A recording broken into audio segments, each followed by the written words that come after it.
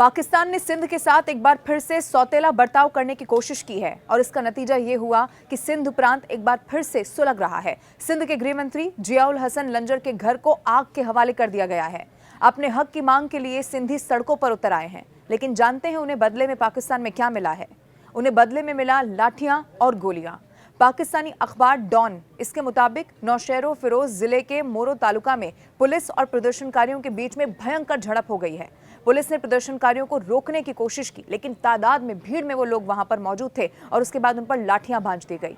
Police ने लाठीचार्ज किया और गोलियां भी चला दी गई। आप जरा सोचिए, अपनी मांग के लिए वो लोग सड़कों पर उतर आए थे। पुलिस के लाठीचार्ज में एक व्यक्ति की मौत की भी खबर मिल रही है। इनफैक्ट आपको ये भी बता दें कि कई लोग इसमें जख्मी भी हो चुके हैं। लेकिन क्या आप जानते हैं ये बार बार जो प्रदर्शन वहां हो रहा है, इसका कारण क्या है? इसका कारण पानी है। आइए अब मैं आपको इस वीडियो के जरिए बताती हूं कि कैसे गुर्बत में डूबा हुआ पाकिस्तान का सिंध अब पानी के लिए भी एक बड़ी जंग लड़ रहा है।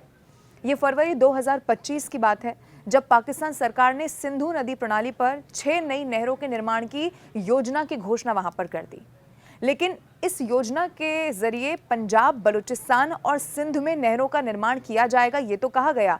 लेकिन अब जो लोग प्रदर्शन कर रहे हैं, जो इस योजना की आलोचना कर रहे हैं, उनका ये कहना है कि बांध के जरिए पाकिस्तान सरकार जो सिंध के पानी है, सिंध का जो पानी है, उसके हिस्से का, उसके हक का पानी है, उसे पंजाब प्रांत में ट्रांसफर करना चाहती है, जो कि पाकिस्तान सरकार ने इससे पहले भी कई मर्तबा अलग अलग योजनाओं के जरिए किया है।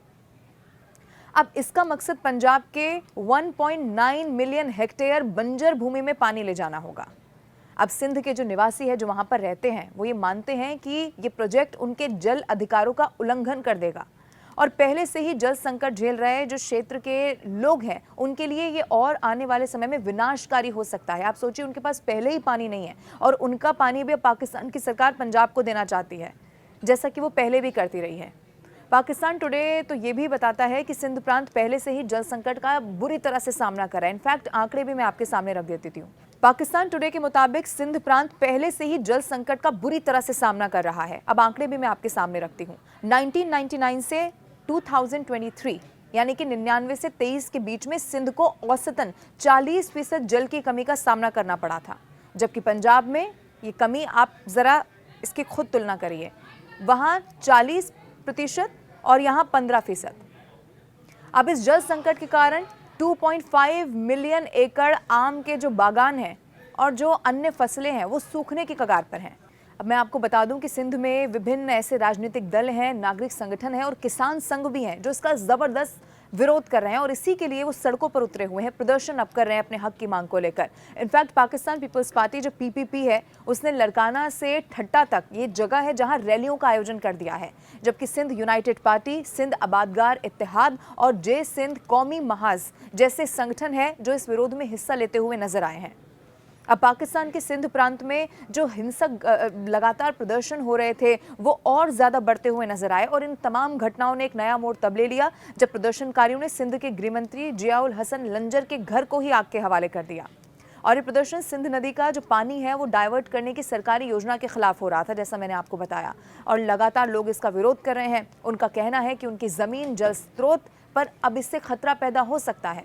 और इस हिंसा के दौरान न केवल सरकारी संपत्ति को नुकसान पहुंचा है, बल्कि 2 लोगों की मौत की भी खबर मिल रही है, कई लोग इसमें जख्मी भी हो रहे हैं। और ये विरोध प्रदर्शन उस समय शुरू हुआ जब स्थानीय लोगों ने राष्ट्रीय राजमार्ग पर धरना देने की कोशिश की, लेकिन उसके बाद पुलिस वहां मौजूद थी, बल का प्रयोग किया गया और ज्यादा हिंसक जो प्रदर्शन था इसी लाठीचार्ज के बाद ज्यादा होता हुआ नजर आया। दूसरी तरफ आपको बता दूं, ये जो घटना वहां पर सामने आई है, पाकिस्तान सरकार और सिविल प्रशासन की सुरक्षा व्यवस्था वहां किस तरह की है, इस पर भी सवाल उठ रहे हैं, क्योंकि प्रदर्शन तो लगातार हो रहे थे। बहरहाल दूसरी तरफ इस घटना पर पाकिस्तानी राजनीति भी गर्म हो चुकी है, तीखी प्रतिक्रियाएं सामने आ रही हैं। पीपीपी अध्यक्ष बिलावल भुट्टो जरदारी ने मंत्री के घर पर हुए इस हमले की निंदा कर दी है और इसे आतंकी हमला तक करार दे दिया है। उन्होंने कहा कि सभी को विरोध का अधिकार है, लेकिन हिंसा को बढ़ावा देने वाले तत्वों के खिलाफ सख्त कार्रवाई होनी चाहिए। लेकिन ये वही नेता हैं जिनके बारे में सिंध के लोग तो मानते हैं कि उन्होंने कभी उनके हक की बात ही नहीं की है। दूसरी तरफ पाकिस्तान के गृह मंत्री जियाउल हसन लंजर ने इस हमले को कानून का उल्लंघन बताते हुए कड़ी कार्रवाई करने की चेतावनी दे दी है। लेकिन दूसरी तरफ वो बेबस सिंधी हैं जो आज भी सड़कों पर उतरे हुए हैं और वो सिर्फ और सिर्फ विरोध जाहिर कर रहे हैं, क्योंकि वो ये जानते हैं कि अगर अभी इसका विरोध नहीं किया गया तो आने वाले समय में पहले से ही जो पानी की कमी से वो जूझ रहे हैं, आने वाले समय में और ज्यादा विनाशकारी उनके लिए साबित हो सकता है।